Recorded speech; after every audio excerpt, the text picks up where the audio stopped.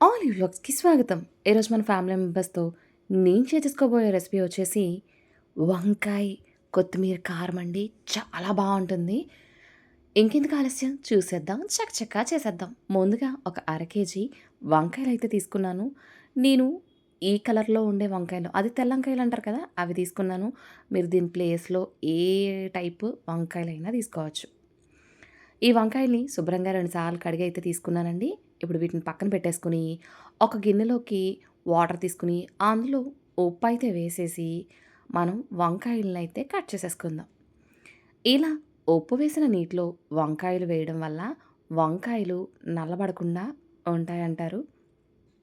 So, అన్నీ కూడా ఒకే size వచ్చేలాగైతే నేను కట్ చేసుకుంటున్నాను. చూసారా? మొత్తం అన్నిటిని కూడా ఇదే విధంగా అయితే కట్ చేసేసుకుందాం. మీలో ఎవరైనా కొత్తగా వ్యూ చేస్తుంటే లైక్ చేయండి, షేర్ చేయండి, సబ్స్క్రైబ్ చేసుకోండి, పక్కనే ఉన్న బెల్ ఐకాన్ నొక్కండి. చూడండి, మొత్తం వంకాయలన్నీ కట్ చేసేసుకున్నాను కదా!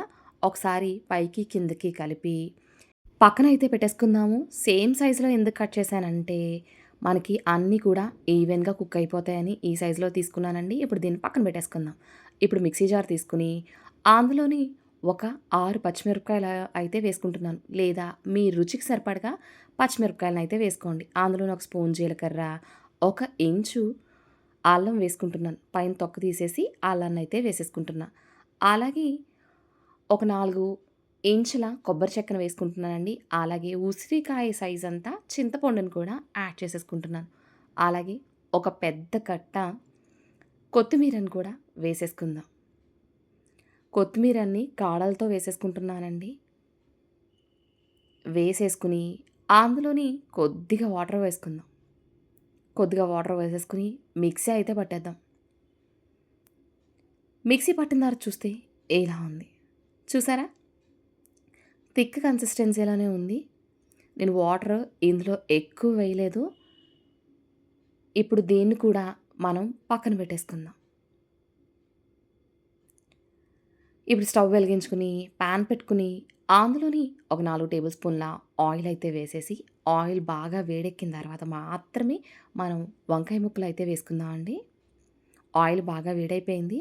ఇప్పుడు మనం ముందుగానే కట్ చేసి పెట్టుకున్న వంకాయ ముక్కల్ని అందులో వేసేసుకుందాం. రానున్నది కార్తీక మాసం. కార్తీక మాసంలో చాలామంది ఉల్లి, వెల్లుల్లి యూజ్ చేయరు కదా! అలాగే స్వామి భవాని మాలలు వేసుకున్నప్పుడు కూడా ఉల్లి, వెల్లుల్లి యూజ్ చేయకుండా చిటికెలో చేసుకునే వంటకాల్లో ఈ వంకాయ, కొత్తిమీర కారం ఒకటండి. చాలా రుచిగా ఉంటుంది. తక్కువ టైంలోనే అయిపోతుంది.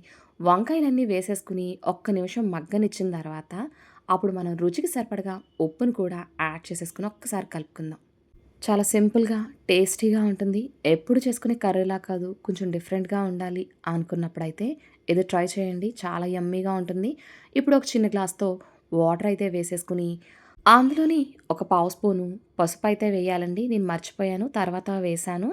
వేసేసి మూత పెట్టేసి ఒక 5 నిమిషాలు ఉడకనివ్వండి. 5 నిమిషాల తర్వాత చూస్తే చూడండి, వాటరు ఇంకిపోతున్నాయి. నూనె పైకి తేలుతుంది. ఇదే టైంలో మనం మిక్సీ పట్టిన కొత్తిమీర, పచ్చిమిరపకాయలు, కొబ్బరి ఇవన్నీ వేసి మిక్సీ పట్టాం కదా!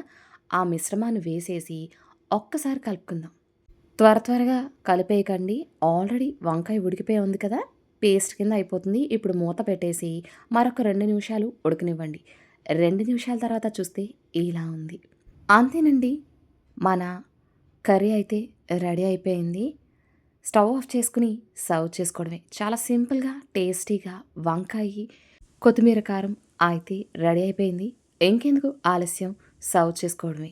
చాలా సింపుల్‌గా, టేస్టీగా ఉండే ఈ కర్రీ మీ అందరికీ నచ్చుతుందని అనుకుంటున్నాను. Thank you for watching my video.